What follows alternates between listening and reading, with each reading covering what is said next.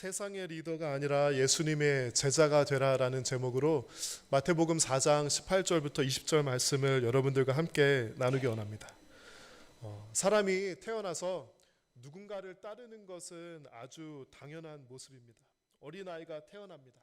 어린아이는 자연적으로 엄마 아빠를 따릅니다. 엄마 아빠가 밥도 주고 기저귀도 갈아주고 엄마 아빠가 모든 것을 해줄 수 있으니까 따르는 것이 너무나도 당연합니다.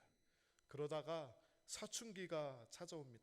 사춘기가 되면은요, 엄마 아빠가 더 이상 쿨하지 않다는 것을 깨닫게 됩니다. 교회 와서도 옛날에는 엄마 아빠랑 같이 앉았는데 어느 순간부터 엄마랑 멀찍이 앉게 되는 그때가 바로 사춘기입니다. 그러면서 이제는 내 마음을 엄마 아빠에게 털어놓기보다는 친구들에게 털어놓는 시기가 되고요. 이제는 홀로 결정을 하는 연습을 하고 또 내가 한 결정에 대해서 책임을 지는 연습을 시작하는 그때가 바로 사춘기이고요. 어른이 되어가는 법을 배우는 것입니다.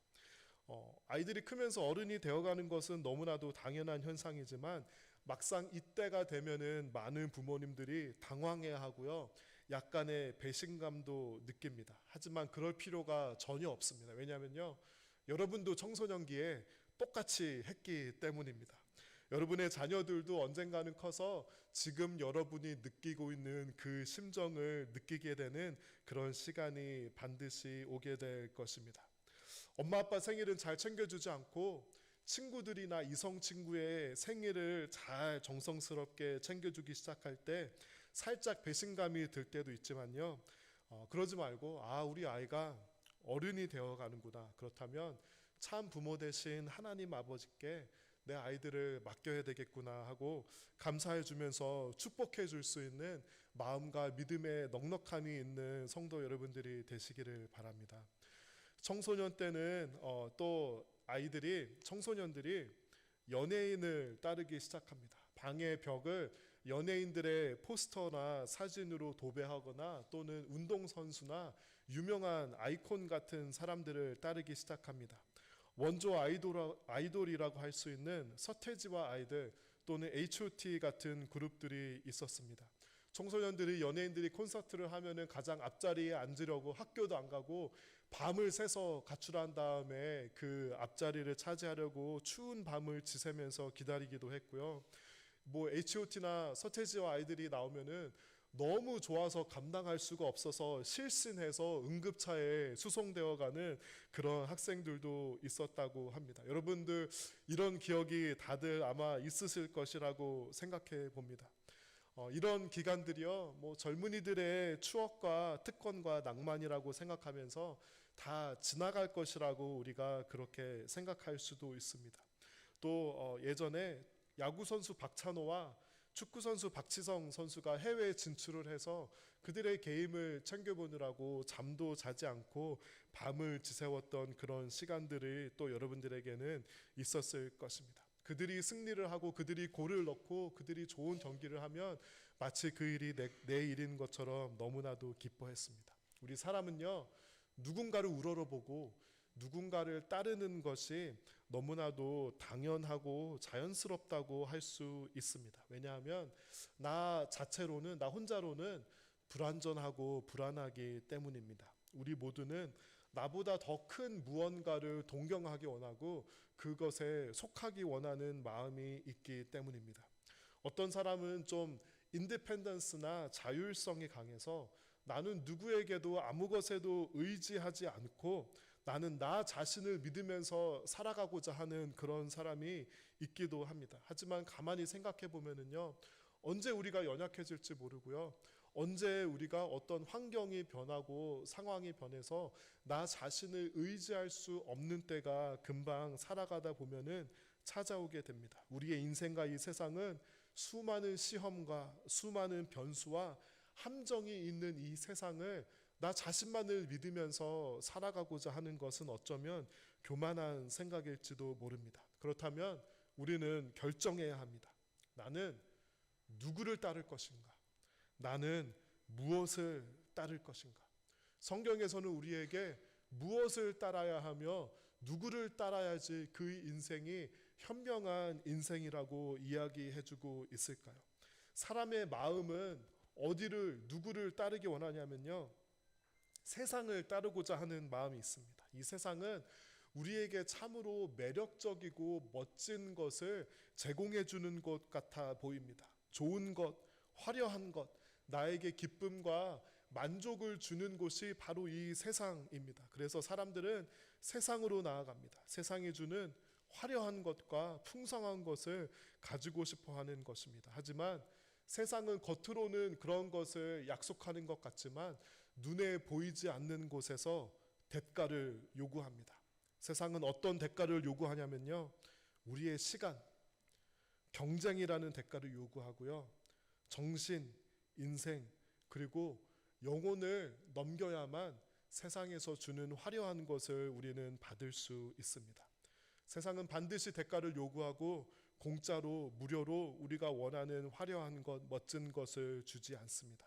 점점 더 많이 요구하면서 결국에는 우리의 인생 그 전체와 영혼까지 요구하는 것이 세상이기 때문에 세상을 따르고 세상에서 만족을 얻고자 하는 것은 아주 조심해야만 합니다. 우상 숭배를 생각해 봅니다. 옛날에는, 구약 시대에는 사람들이 우상 앞에 가서 스스로 제물을 바치면서 절을 했습니다. 우리는 더 이상 우상 숭배를 하지 않는다고 그렇게 얘기할 수 있을까요? 제가 보기에는 많은 사람들이 세상이 주는 탐스러운 것을 얻기 위해서 스스로 찾아가서 제물을 바치고 절을 하면서 아직도 우상 숭배를 하면서 살아가는 사람들이 있습니다. 이처럼 인생을 헛된 것에 낭비하게 됩니다. 우리 로마서 12장 2절을 다시 한번 우리 같이 한번 읽어볼까요? 여러분은 이 세상을 본받지 말고 마음을 새롭게 하여 변화를 받으십시오. 그러면 여러분은 하나님의 선하시고 기뻐하시고 온전하신 뜻이 무엇인지 분별할 수 있게 될 것입니다. 여러분은 이 세상을 본받지 말고, 이 세상을 따르지 말고요, 이 세상을 따르지 않으려면 어떻게 해야 되냐면 마음을 새롭게 하여야 된다고 말해주고 있어요. 마음을 어떻게 새롭게 할 수 있죠? 말씀으로 새롭게 해야 되고요, 기도로 새롭게 해야 되고, 우리가 따르는 세상 말고 따르는 예수 그리스도를 따름으로써 변화를 받아야 합니다. 우리가 살아가다 보면은요, 세상이 주는 그 화려함의 마음이 현혹될 때가 있습니다. 여러분, 제가 여러분께 묻고 싶습니다. 여러분, 돈 좋아하세요? 네. 좋은 차와 좋은 집을 가지고 싶으세요? 이 세상에서 성공하고 싶으세요? 네. 다 우리 모두는 그런 마음을 가지고 있습니다. 가지고 있는데도 불구하고 그렇지 않은 척을 하는 걸 뭐라고 하는지 아세요?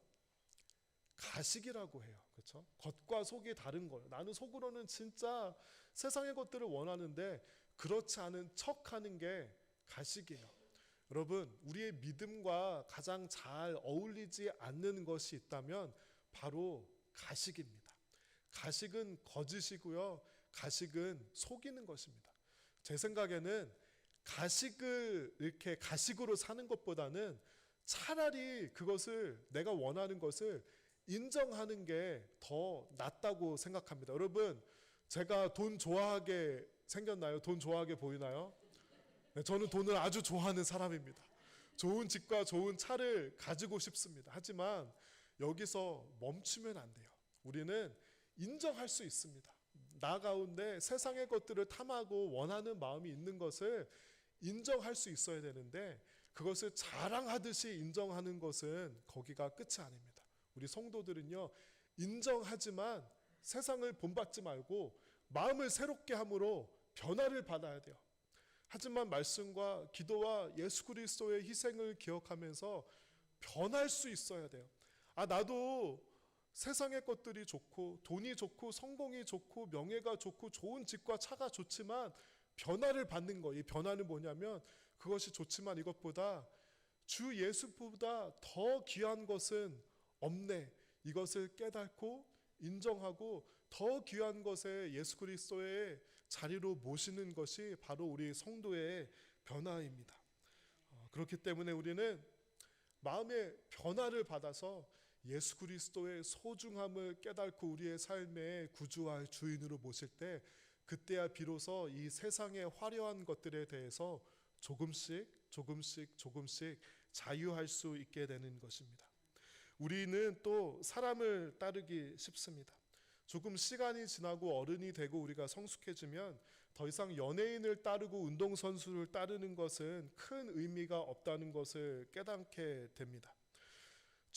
한때 젊고 예쁘고 멋있었던 연예인들이 나중에 나이가 들어서 TV에 나오면요, 그 연예인들도 그냥 평범한 아저씨가 되더라고요.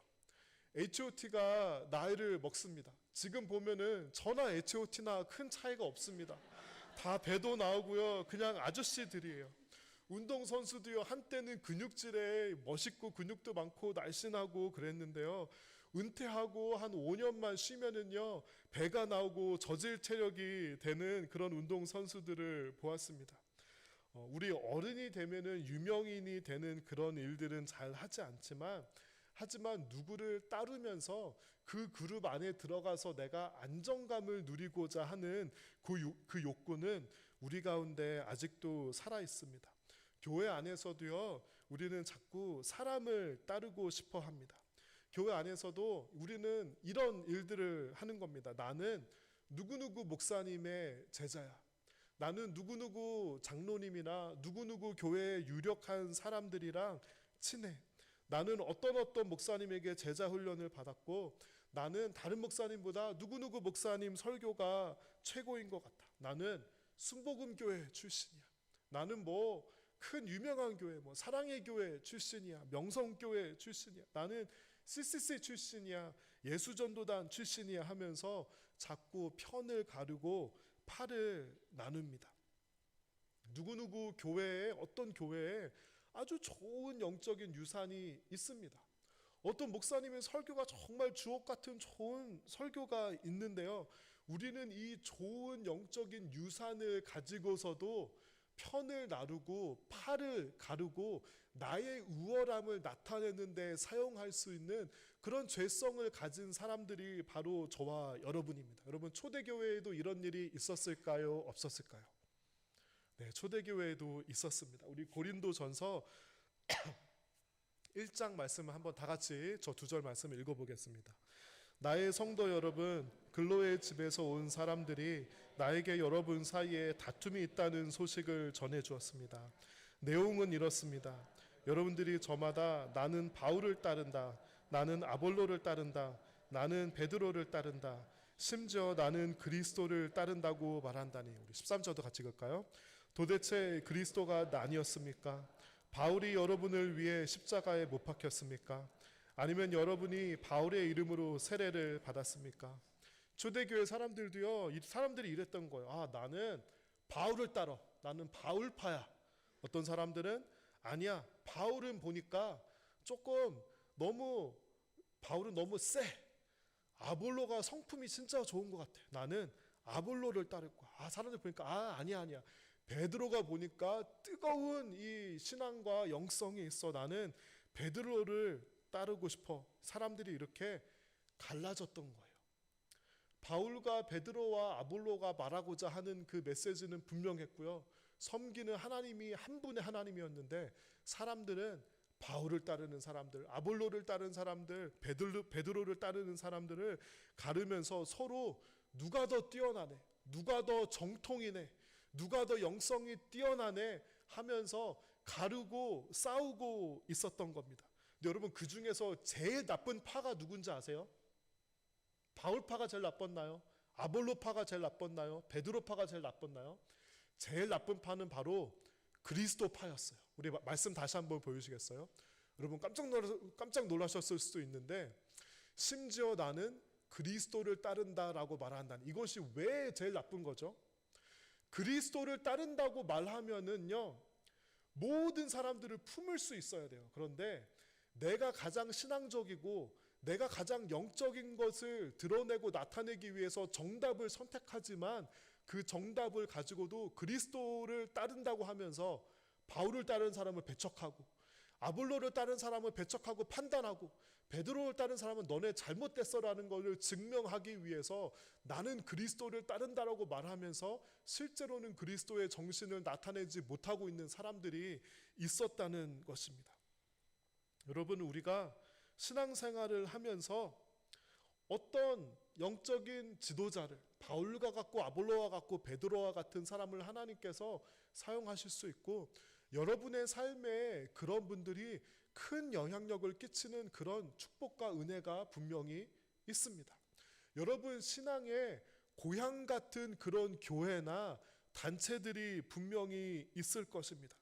그것은 하나님의 은혜이고 하나님의 축복인데요. 그런데 사람들은 이렇게 생각하는 거예요. 아, 내가 그 교회에서 은혜를 받았으니까 이 교회가 옳은 교회야. 이 교회는 성령이 임하시는 교회고 저 교회는 성령이 없는 교회네. 사람들은 그렇게 생각하기 쉽다는 거예요. 사람들은요, 아, 내가 어떤 목사님에게 제자 훈련을 받고 어떤 목사님의 설교를 통해서 많은 은혜와 성장이 있었는데 그것을 하나님의 은혜로 보지 못하고, 아, 저 목사님, 이 교회, 이 지도자를 이렇게 우러러보고 팔을 만드는 그런 일들이 있었다는 것입니다. 제가 신앙생활을 하고 다양한 사람들을 만나다 보니까요, 그것은 어떤 교회의 훌륭함, 어떤 사람의 훌륭함이 아니라 하나님께서 그 자리와 장소와 그 시간에 있는 하나님의 시공간에 카이로스에 있는 그 사람에게 하나님께서 그냥 은혜를 부어주시는 것입니다. 그렇죠? 그런데 사람들은요, 그렇게 생각하지 않습니다. 그래서요, 교단을 만들고요, 교단 중에서도 어떤 교단이 장자교단이야 이런 말을 붙이기도 하고요. 아, 우리 신학교가 최고야, 우리 단체가 최고야 하는 이런 기준을 세우면서 다른 사람들을 이렇게 익스클루드하는 그런 일들이 일어나게 됩니다. 바울이 그 말들을 들으면서 기가 막힌 겁니다. 우리가 예수 그리스도의 이름으로 세례를 받았습니다. 예수 그리스도 한 분께서 십자가에 못 박혀 돌아가셨고, 우리는 어떤 교회를 따르고 누구 리더를 따르는 사람이 아니라 오직 예수 그리스도를 따르는 성도가 아니냐라고 고린도 교회에게 바울이 이렇게 강력하게 권면하고 있는 것입니다. 예수님은 제자들을 찾아오셨습니다. 그리고 나를 따르라 라고 말씀하십니다. 우리 마태복음 4장 18절과 19절 말씀을 읽어보겠습니다. 예수님께서 갈릴리 호숫가를 거니시다가 두 형제 베드로라고 하는 시몬과 그의 동생 안드레가 호수에 그물을 던지는 것을 보셨습니다. 그들은 어부였습니다. 예수님께서 그들에게 말씀하셨습니다. 나를 따라오너라. 내가 너희를 사람을 낚는 어부로 삼겠다.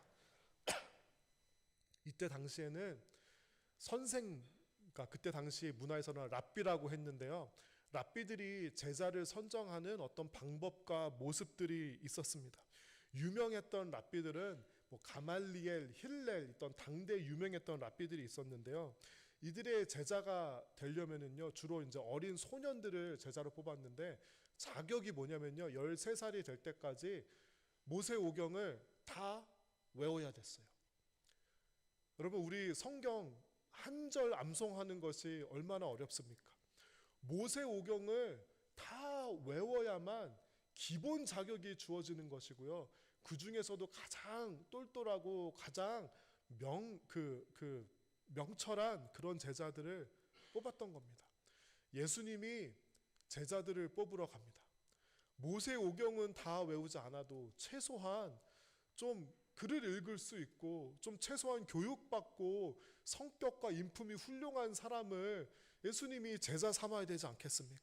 그런데 예수님이요, 갈릴리 호수로 가서 시몬 베드로와 안드레이 낚시하고 있는, 교육을 받아보지도 못하고 그냥 평생 낚시만 하고 있는 사람을 제자로 삼아서 나를 따르라고 예수님께서 말씀하신 게 이 당대 랍비들이나 사람들이 봤을 때는 얼마나 말이 안 되는 그런 일들이었겠습니까? 그런데 예수님께서는요, 자격 없는 사람들, 베드로와 안드레 같은 사람들을 직접 찾아가셔서 그들을 제자로 삼으십니다. 이들은 아주 평범하고요, 잘하는 것도 없고 전혀 퀄리피케이션이 없는 사람들을 예수님께서 직접 찾아가셔서 나를 따르라, Follow me라고 말씀하십니다. 왜 그러시죠?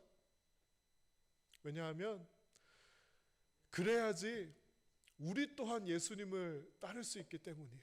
훌륭하고 잘난 사람들만 예수님을 따를 수 있다면 우리는 예수님을 따르는 것을 주저했을지 모릅니다. 또 다른 한 가지 이유는요, 예수님의 은혜는 값없이 우리가 자격을 갖추어서 주어지는 게 아니라 그분의 원함으로 우리에게 그 은혜가 주어지기 때문입니다. 신학교에 가면은 이런 논쟁들을 합니다. 하나님께서는 어떤 사람을 부르시고 어떤 사람들을 사용하실까? 어떤 사람들은요, 하나님께서는 헌신되어 있고 믿음이 좋고 실력이 있고 하나님의 일들을 능력 있게 감당할 수 있는 사람들을 불러서 사용하십니다. 그래서 우리가 준비된 사역자가 되어야 합니다 라고 이렇게 주장하는 사람들이 있고요. 또 어떤 사람들은 아닙니다. 하나님은 준비되고 능력과 재주가 많은 사람들을 사용하는 것이 아니라 부족한 사람, 연약한 사람들을 사용하시기 때문에 우리는 별로 공부를 열심히 하지 않아도 됩니다. 우리는 별로 설교를 잘하지 않아도 됩니다. 이런 사람들이, 이런 믿음파가 있어요. 믿음만 있으면 다 된다. 준비하고 공부 안 해도 된다라는 파가 있고요. 준비해야 된다. 준비파가 있습니다. 여러분은 믿음파입니까? 준비파입니까? 손 들어 주십시오. 믿음이면 다 된다. 할렐루야, 믿음이면 다 된다. 빨리 손 들어 주세요. 없나요? 준비해야 된다. 준비해야지 하나님께서 사용하신다. 없습니까? 둘 다가 맞다. 여러분은 politically correct한 안전빵의 길을 선택하셨습니다. 저같이 좀 배운 사람들은 이런 질문에 안전빵을 선택하지 않습니다. 저같이 배운 사람들은요, 이렇게 고상한 언어로 여러분께 말씀을 드리겠습니다. 다음 슬라이드 보이시겠어요? 제가 읽어드릴게요. God doesn't call the qualified. He qualifies those He has called. 좀 이해가 안 되시죠? 다시 한번 읽어드릴게요. God doesn't call the qualified. 하나님께서는 자격을 다 갖춘 사람들을 부르는 것은 아니다. 하지만 He qualifies those He has called. 하지만 하나님께서는 베드로와 시몬과 저와 여러분 같은 베드로와 안드레와 저와 여러분 같은 부른 사람들을 부른 사람들을 하나님께서는 qualify 해주신다. 이것이 하나님의 약속입니다. 저와 여러분은 qualified 돼서 자격이 있고 재주가 있고 그래서 부르심을 받은 게 전혀 아닙니다. 하지만 하나님께서 우리를 불러주셨고 불러주신 다음에 그 자격을 우리에게 허락해 주셨음을 믿고 그것을 소중하고 존귀히 여기는 것이 바로 성도의 마음인 것입니다. 우리는 구원받을 자격이 없습니다. 하지만 하나님의 은혜로 그 구원을 성도에게 허락해 주셨기 때문에 이것을 붙잡고 감사하고 감격하며 이것을 전하면서 살아가는 사람들이 바로 성도인 것입니다. Follow me, 이 말씀을 들었을 때 안드레와 시몬은 어떻게 반응했습니까? 우리 20절 다 같이 읽어볼까요? 그 즉시 시몬과 안드레는 그물을 버려두고 예수님을 따랐습니다. 즉시가 중요합니다. 여러분, 말씀을 듣고요, 말씀의 감격을 받고 집에 가서 제정신이 돌아오면은 온갖 타협을 하게 됩니다. 여러분, 어떤 게 제정신이죠? 집에 가서 드는 생각이 제정신인가요? 아니면 성령님께서 나에게 마음에 감동을 주셨을 때 드는 생각이 제정신인가요? 성령의 감동이 바로 제정신이에요. 우리는 제정신에 조금 있다가 이 정신이 나간 그 상태로 오래 지내는 겁니다. 여러분, 즉시 성령님께서 말씀을 주셨을 때, 소명을 주시고 감동을 주셨을 때 그때 반응해야 돼요. 집에 가서 따지고 생각하고 rationalize 하기 시작하면 우리는 즉시 예수님을 따르지 못합니다. 또 시몬과 안드레가 한 가지가 있습니다. 그것이 그들이 무엇을 했죠? 그물을 버려뒀어요. 그물을 붙잡고서는 예수님을 따를 수가 없는 겁니다. 예수님께서 여러분을 부르셨을 때 여러분이 아직 놓지 못하고 있는 그 그물은 무엇이 있습니까? 내가 아직도 이루고자 하는 꿈, 내가 원하는 내 인생에 설계된 그 방법과 계획들, 내가 레셔널라이즈하고 내가 아직도 내려놓지 못하고 포기하지 못하는 그 나의 삶을 향한 생각과 기대와 야망들, 그것을 내려놓지 못하면 예수님을 따라갈 수 없을 것입니다. 그들은 즉시 예수님을 따랐습니다. 그들은 세상을 따르지 않았습니다. 그들은 사람을 따르지 않았습니다. 그들은 즉시 그물을 내려놓고 예수님을 따랐던 것입니다. 여러분은 즉시 예수님을 따라본 적이 있는 사람입니까? 여러분은 예수 그리스도를 따르고 있습니까? 아니면 세상을 따르거나 다른 사람을 따르고 있습니까? 여러분이 진짜 무엇을 따르고 있는지, 누구를 따르고 있는지 한번 곰곰이 생각해 보시기 바랍니다. 여러분은 교회에 다니는 사람입니까? 아니면 예수 그리스도를 따르는 사람입니까? 여러분은 신앙생활을 하면서 살아가는 사람입니까? 아니면 예수 그리스도를 따르면서 살아가는 사람들입니까? 여러분은 나무교회에 나오고 신앙생활을 하는 것으로 만족하는 것은 혹시 아닙니까? 사람들이요, 교회에 나오고 신앙생활을 하는 것으로 내가 예수 그리스도를 따른다고 착각하기가 너무나도 쉽습니다. 그래서 천국에 가면은요, 나는 예수님을 열심히 따랐다고 생각했는데 예수님께서는 성경에 보면은요, 나는 너를 모른다라고 말씀하실 수도 있습니다. 너무 두려운 말씀 아닙니까? 여러분은 신앙생활을 하는 사람입니까? 아니면 예수 그리스도를 따르는 사람입니까? 한국의 높은 뜻 교회라는 교회를 시작하신 김동호 목사님이라는 분이 있었습니다. 그분은 유명한 목사였습니다. 교회를 개척하니까 단기간에 얼마 안 되는 기간에 5,000명의 교인이 생겼습니다. 그래서 한간에는 교계에는 이런 말들이 떠올랐습니다. 아, 김동호 목사는 5,000명의 교인은 기본으로 모을 수 있는 능력이 있는 목사이다. 교회가 나날이 부흥하는 겁니다. 여러분, 그들은 예수님을 따르던 사람들이었을까요? 김동호 목사님을 따르던 사람이었을까요? 제가 판단할 수는 없습니다. 하지만 교회가 부흥하니까 사람들은 그것에 흥분해 있었다고 합니다. 교회가 은행에 론을 얻으러 갑니다. 보통 교회는 은행에 좋은 고객입니다. 그래서 당연히 이제 교회도 탄탄하고 헌금도 많이 거치니까 이제 당연히 론을 얻을 수 있어야 되는데, 당시에 예수 믿지 않는 은행 직원이 론을 안 준다는 겁니다. 목사님이 그런 적이 없었는데 기가 막혀가지고 은행 직원과 만납니다. 왜 론을 안 줍니까? 은행 직원이 이렇게 대답합니다. 목사님, 이 교회는 김동호 목사를 따르는 사람들이 모인 교회입니다. 목사님이 스캔들이 나거나 목사님이 교통사고를 당하거나 병이 나면은 우리 은행은 돈 빌려주면은 돈 못 받습니다. 그렇게 대답을 한 거예요. 여러분, 교회의 본질을 예수 믿지 않는, 교회 다니지 않는 은행원이 꿰뚫어 본 거예요. 그 교회는 예수님을, 하나님을 따르는 사람의 모임이라기보다는 앨리스트 그때는 한 명의 유명인을 따르는 사람들의 모임이 그 교회의 본질일 수도 있다는 것을 그 은행원이 꿰뚫어 본 겁니다. 이 목사님이 이 은행원의 말을 듣고 은혜를 받았습니다.